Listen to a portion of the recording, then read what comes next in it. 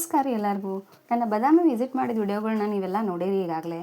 ಆದರೆ ನಾ ಇವತ್ತು ಈ ಮೇನ್ ಬಸ್ತಿ ಪ್ರತಿಯೊಂದು ಗುಹೆಗಳ ಇತಿಹಾಸನ ಈ ವಿಡಿಯೋ ಮೂಲಕ ನಿಮಗೆಲ್ಲ ತಲುಪಿಸ್ಬೇಕು ಅಂತ ಈ ವಿಡಿಯೋ ಮಾಡತ್ತೀನಿ. ನಿಮ್ಮೆಲ್ಲರ ಸಪೋರ್ಟ್ ನನಗಿರಲಿ. ಮೊದಲಿಗೆ ಮೇನ್ ಬಸ್ತಿ ಬಗ್ಗೆ ತಿಳ್ಕೊಳ್ಳೋಣಂತ್ರಿ. ಈ ಗುಹೆಗಳನ್ನ ದೊಡ್ಡ ದೊಡ್ಡ ಬಂಡೆಗಳನ್ನ ಕೊರೆದು ನಿರ್ಮಾಣ ಮಾಡ್ಯಾರ.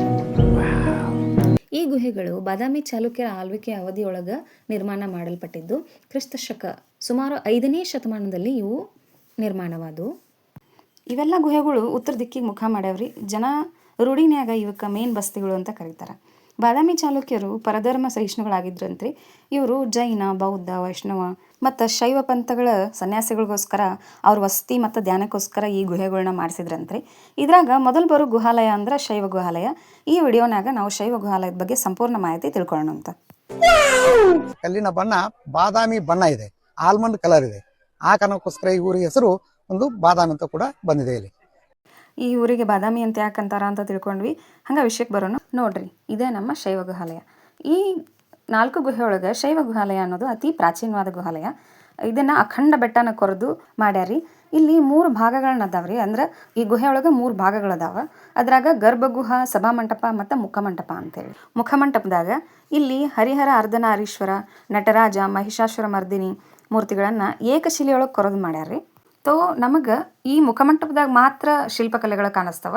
ಹಂಗೆ ಒಳಗೆ ಹೋದಂಗೆ ಯಾವ ಶಿಲ್ಪಕಲೆನೂ ಕಾಣಿಸಂಗಿಲ್ಲ. ಒಳಗಿನ ಸೈಡ್ ಬೆಳಕಿನ ವ್ಯವಸ್ಥೆ ಸರಿಯಾಗಿಲ್ಲ, ಅದಕ್ಕೆ ಇಲ್ಲಿ ಸರಿಯಾಗಿ ಏನೂ ಕಾಣಿಸೋದಿಲ್ಲ.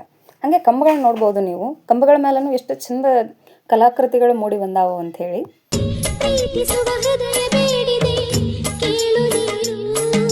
ಹಂಗೆ ಈ ಗುಹಾಲಯದ ಪಶ್ಚಿಮದ ಗಾಡಿ ಮೇಲೆ ಒಂದು ನಟರಾಜನ ಮೂರ್ತಿ ಐತ್ರಿ. ಈ ಮೂರ್ತಿಗೆ 18 ಕೈಗಳಿದಾವ. ಹಂಗೆ ಮ್ಯಾಲಿನ 2 ಕೈಗಳೊಳಗೆ ಸರ್ಪವನ್ನು, ಉಳಿದ 2 ಕೈಗಳೊಳಗೆ ಡಮರು, ಜಪಮಣಿ, ತ್ರಿಶೂಲ, ವೀಣೆ ಹಿಡ್ಕೊಂಡು ನರ್ತನ ಮಾಡುವಂಥ ಒಂದು ಸುಂದರವಾದ ದೃಶ್ಯ ಇದಾಗೈತ್ರಿ. ಹಂಗೆ ಇಲ್ಲಿ ಮಹಿಷಾಸುರ ಮರ್ದಿನಿ, ಅರ್ಧನಾರೀಶ್ವರ, ಹರಿಹರ ಮತ್ತು ಗಜ ವೃಷಭ ಶಿಲ್ಪಗಳು, ಇನ್ನೂ ಅನೇಕ ಶಿಲ್ಪಗಳಿದಾವೆ.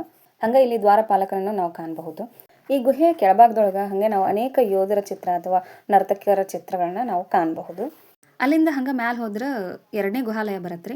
ಬಟ್ ಒಂದು ಅದ್ಭುತನ ನಾನು ನೋಡಿದೆ. ಇಲ್ಲಿ ಗುಡ್ದಾನ್ ನೀರು ಹರಿದು ಹೋಗಕ್ಕೆ ಈ ಕಲ್ಲು ಕೊರೆದು ಜಾಗ ಮಾಡ್ಯಾರಿ. ಇದು ನನಗೆ ಭಾಳ ಚಲೋ ಅನಿಸ್ತು. ಇವತ್ತಿಗೆ ನಮ್ಮ 1ನೇ ಗುಹೆ ಇತಿಹಾಸ ಅಷ್ಟೇ ಸಾಕು. ಮುಂದೆ 2ನೇ ಗುಹೆ ಇತಿಹಾಸನ ನಮ್ಮ ನೆಕ್ಸ್ಟ್ ವಿಡಿಯೋದಲ್ಲಿ ಬರುತ್ತೆ, ಅದನ್ನು ನೋಡ್ರಿ.